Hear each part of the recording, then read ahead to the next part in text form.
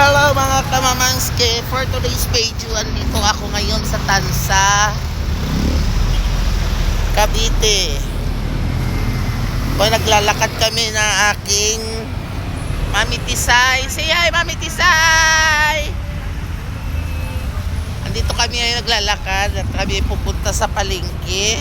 Titingin ng isda na sariwa. O, tignan nyo naman mga kamamangske ang place ng Tansa.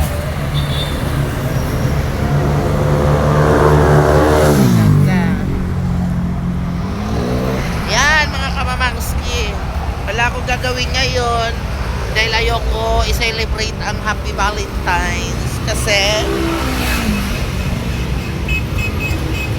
baka magkaroon ng putukan mga kamamangske. Umiiwas ako.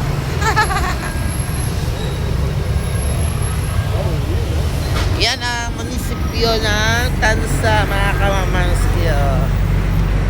Yan.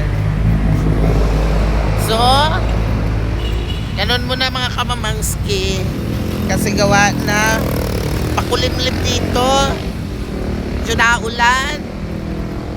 Mababasa ang beauty. Bakit dumami pa mga bakla sa mundo pag naulanan mga kamamangske. Tingnan niyo mga kamamangske yung anak ko parang wala sa mood, oh. Say hi! Oh, di ba? Ayan si Kuya gagawa ng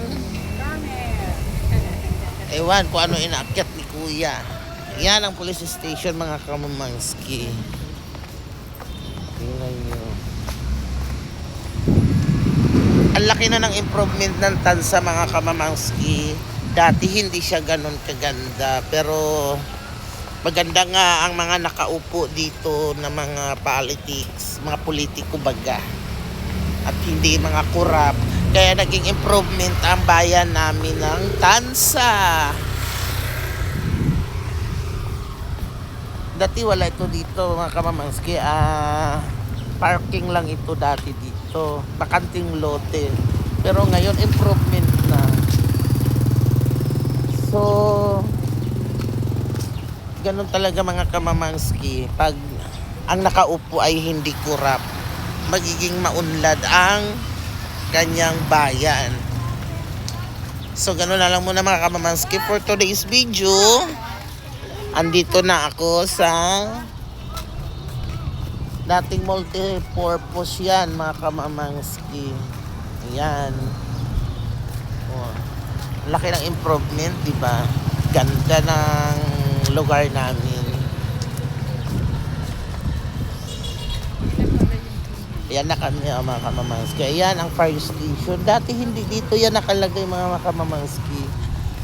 Doon yan sa kabila. Pero inilipat na kasi nga lumalaki na ang bayan ng Tansa. Improvement na baga. Kasi walang kurap ang namumuno sa Tansa, Cavite. Shout out pala sa mga nakaupo na hindi kurap. So mga kamamangske, bye bye for today's video. See hi, bye bye.